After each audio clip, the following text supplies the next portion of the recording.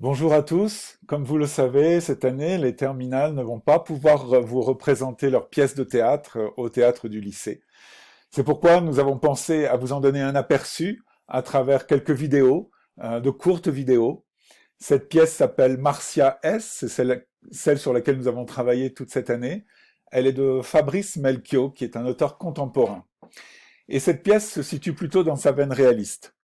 Une famille, en effet, se retrouve le 31 décembre pour célébrer. Mais il se trouve que cette date correspond aussi à la disparition de Marcia S, la fille aînée, il y a un an. Ainsi, chaque personnage au cours de la pièce va dévoiler peu à peu sa difficulté à exister, à être depuis ce deuil.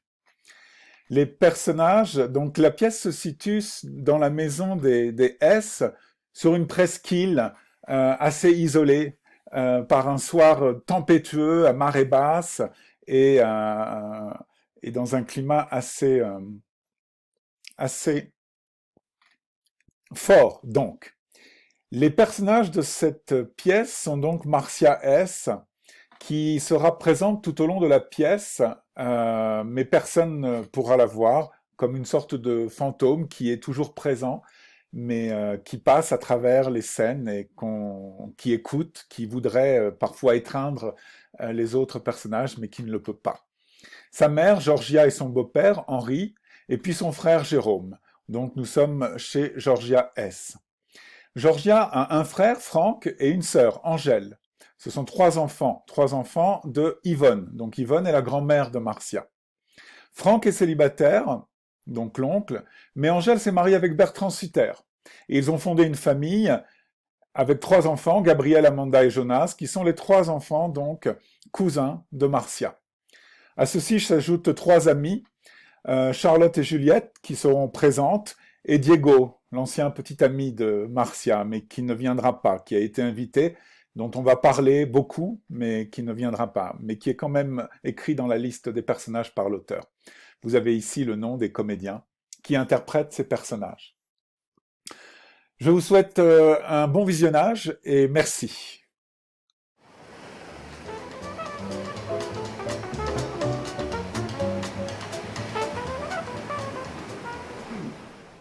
Geronimo, tu vas faire un tour dehors, voir ce que fabriquent les filles? Elle vérifie les volets. Jérôme, J'y vais. il ne t'éloigne pas. Maman, je suis plus un gosse. Je me brosse les doigts de mon plein crêpe maintenant. Tu sais? Mon rêve.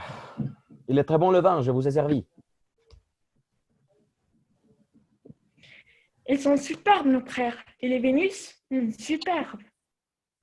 Je n'en reviens toujours pas que tu ne sois jamais venu au coquillage avec nous. Enfin, que tu ne sois jamais allé avec ou sans nous. Je ne reviens toujours pas que ta mère confondait le persil avec les oignons.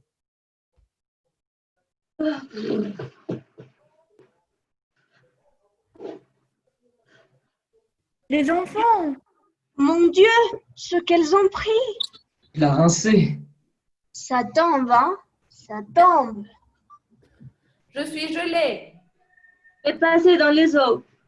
Elles vont prendre mal. Il y a un vent pas possible. Et les vagues? Faut voir ça, les vagues. Les volets tiennent. Ah, On n'a pas vu les autres. venez, je vous donne de quoi vous sécher. les grandes serviettes blanches dans le placard du premier. Appelle Bertrand. Je t'en prie, ils ne passeront pas. Ils ne pourront jamais passer. Ben, Georgia, je l'ai. Apparaissent Bertrand et Angèle Sutter, ainsi que leurs trois enfants, Jonas, Amanda et Gabriel. Trompés. Bertrand porte une valise, Jonas une autre. Ah! Ça y est! Dieu soit loué! Marcia S, qui n'avait pas bougé jusque-là, se lève et traverse le séjour pour se rapprocher du feu. Elle regarde Amanda, Jonas et Gabriel, avec l'envie de les étreindre. Épouvantable. Heureusement qu'on a eu sous la semelle. On a bien cru qu'on n'arriverait jamais, jamais. Tu l'as cru. Moi, qu'est-ce que j'avais dit? Que tu voulais t'arrêter dans une auberge. Une auberge. Ils avaient annoncé du calme pourtant. Froid, ça oui, ils l'avaient dit. Et une petite brise. Un zéphyr, ils avaient dit. Ah non, mais quelque chose d'inimaginable. Fallait voir les arbres, comme s'ils étaient vivants. La force de la nature, tu te dis. Il fallait voir ce gibier qui nous passait sur les phares. Des chevreuils. Bonsoir, Georges. Bienvenue quand même. Je suis tellement contente. Je peux poser? Pause, pause. Nous qui voulions vous aider à préparer. J'ai appuyé, hein, j'ai appuyé. Mais dans un temps pareil, tu n'appuies pas vraiment. La prochaine fois. Ah non, mais c'est bête, c'est bête. J'ai jamais dit qu'on n'arriverait pas. La preuve, on y est arrivé. On a failli se faire du mouron, mais bon, vous êtes là. Hein. Ah, ces essuie-glaces, je les aurais bouffés. Ça n'aura pas changé grand-chose. On a bien cru qu'on n'y arriverait jamais.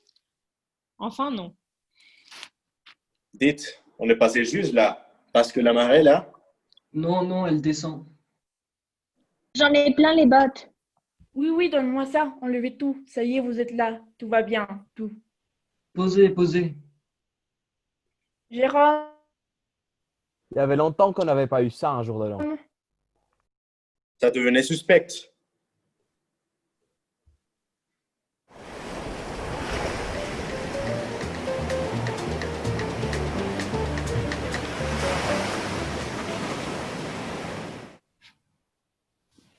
L'année dernière, il aurait pu faire soleil tellement la nuit était claire.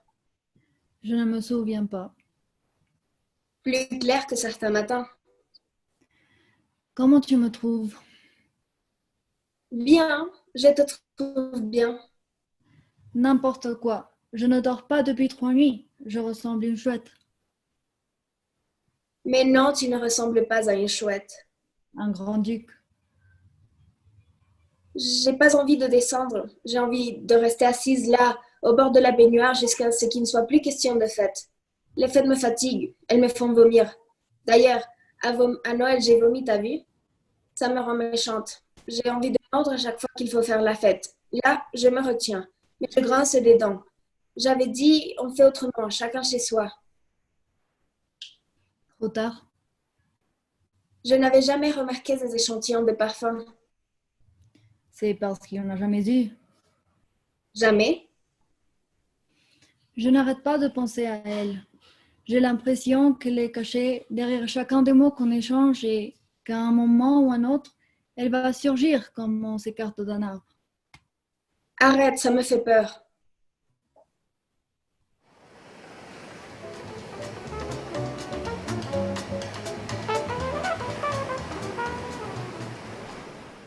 Bon.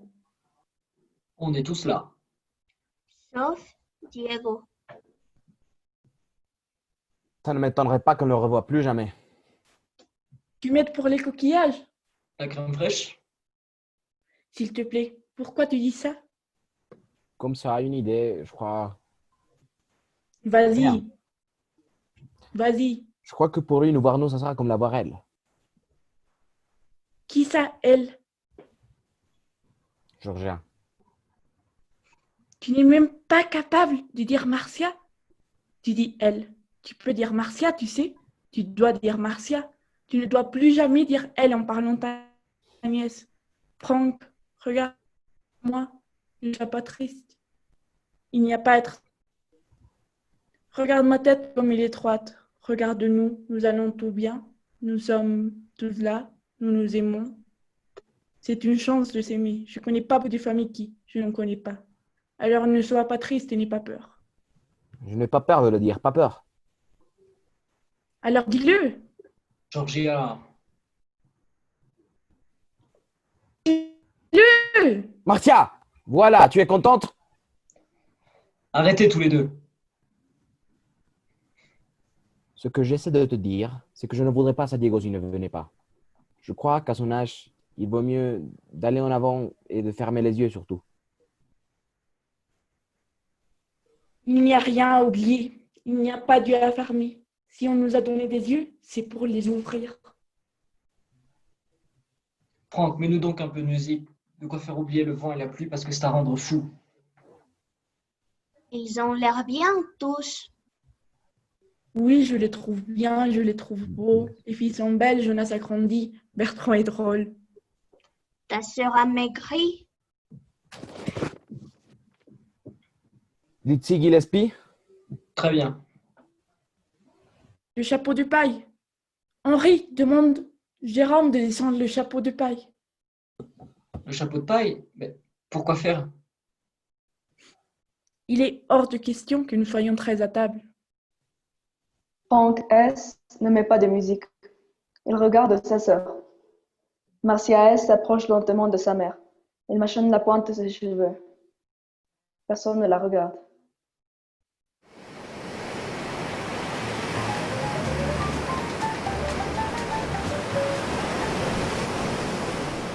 Cru qu'on m'oubliait, parce qu'on m'oublie toujours.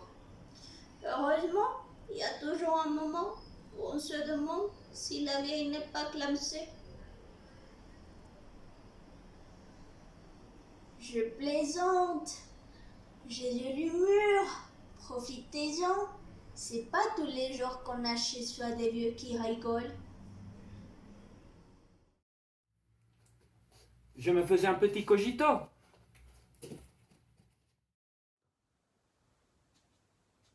On perd vite son enfance dans ce monde. Dès que vous lisez le journal, vous la perdez. Je suis bien placé, hein. La spontanéité est une qualité rare et je... Moi aussi. Faut tout le temps que je change de vêtements. Sinon, j'ai l'impression que quelqu'un me caresse. Et je ne veux pas qu'on me touche. Qu'est-ce que ça peut foutre qu'on soit très à table? On va pas bouffer avec un chapeau. Henri, tais-toi! Ça ne sert à rien de dire, ça n'existe pas. J'ai une tête à parler d'autre chose. C'est la nouvelle année où je me contrefous. Il faudra bien en parler, on va en parler, je veux en parler. On ne va pas passer la soirée à boire et à manger. On est capable de se regarder dans les yeux.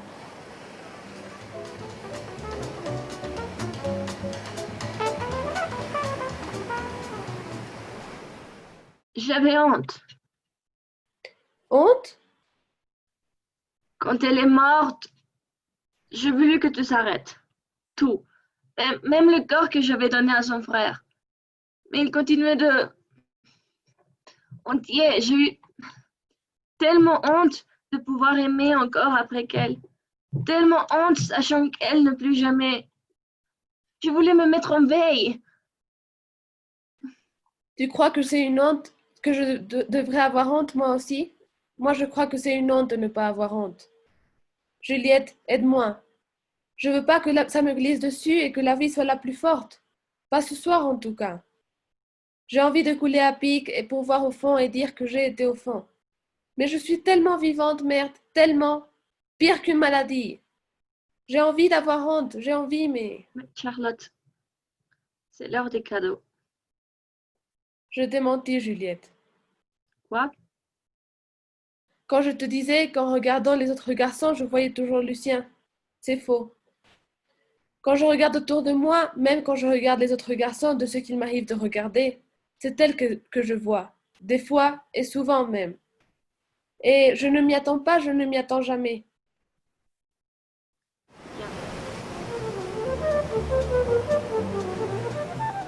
Ça va, je suis fier. Je vois vos visages là. Je crois que c'est le moment. Oui, le moment est venu pour moi d'annoncer une grande nouvelle. Une très grande nouvelle. Qui va sans doute vous surprendre. Peut-être choquer certains et désespérer plus d'une femme. Voilà, je m'appelle Henri Reverdy. Ça, vous le savez tous. Et voilà mon cadeau. Je suis amoureux.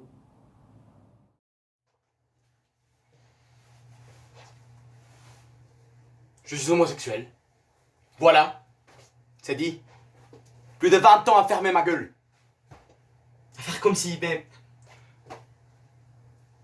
20 ans à dire que la solitude est la plus belle chose qui soit. 20 ans. Et tu te promènes, un soir, sur la lune.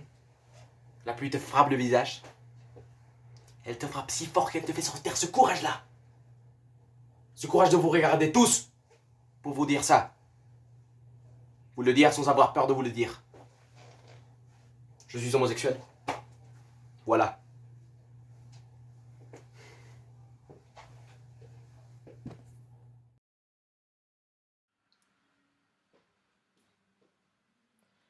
Moi, si j'apprenais que mon père est homosexuel, je crois que ça me mettrait un coup.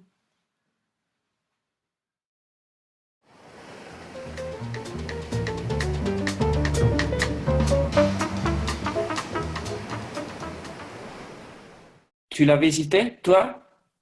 La mesquita? Paraît que ça coupe le souffle. J'ai visité des choses à ma manière. Je ne veux pas voyager. Je ne veux plus bouger. Tout est vieux dans les voyages. C'est plein du voyage des autres. De l'eau tiédie qui a lavé trop de monde. Toi, t'es juste un con de touriste. Tu te crois parti à l'aventure, mais t'es juste dans le circuit. Tu prends l'odeur des autres. Rêve. Moi, si je devais voyager, je me prendrais une cabane et je ne reviendrai pas. Comme Henry Davidson Thoreau. Tu ne connais pas, Norman. Tu me vois faire ça à ma mère? Ceux qui bougent sont foutus et foutent en l'air les autres. Ce que je veux, c'est lire jusqu'à la fin de mes jours. C'est suffisant pour voir le monde. Tout est là. Alors, Marcia S apparaît. Elle s'assoit par terre, contre le mur. Fixe son frère. Et tu l'aimes encore? Qui?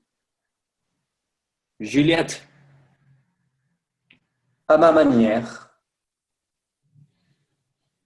C'est la première fille que j'ai embrassée. Je te demande pardon. Marcia. De quoi parles-tu? La première fois que j'ai embrassé une bouche, je veux dire, eh ben, c'était la sienne. Tout a son temps là-dedans.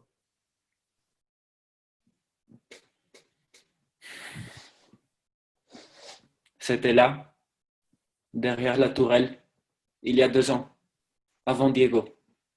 À midi pile, on jouait à fixer le soleil et on n'y arrivait pas. Tu connais le soleil ici. Alors, on s'est penchés l'un vers l'autre.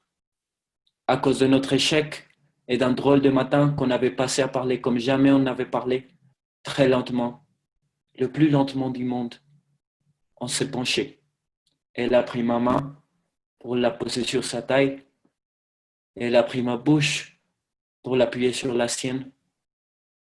On s'est embrassé. Sa langue. Jérôme S gifle Jonas sur terre. Je te la rendrai pas.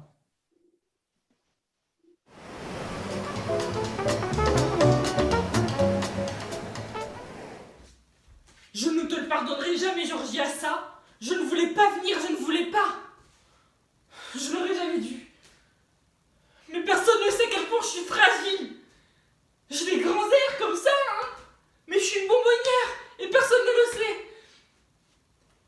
Une bonbonnière, vous l'entendez tous. Je ne veux pas sortir.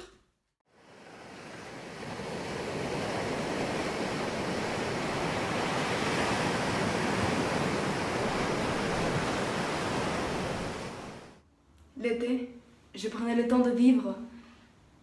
Parfois, je m'arrêtais sur la digue nord pour prendre mon pouls et regarder le ciel en prenant mon pouls. Là, comme ça.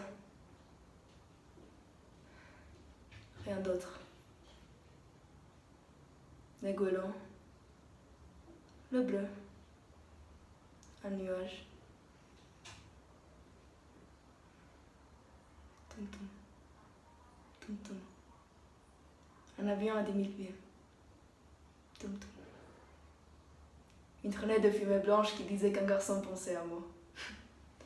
Un brun à un blond, un rouge à mai. Les roux ne pensent pas aux filles. Ils se demandent comment devenir brun ou blond. Tum tum. Il fait un temps magnifique. Personne ne danse comme moi. Les loups de Tex Avery, les Chinois, les Goélands, Eugène Boudin. Personne. L'été, je prenais le temps de vivre. Je marchais sur la digue nord. J'étais seule, sans petit ami, et c'était le meilleur.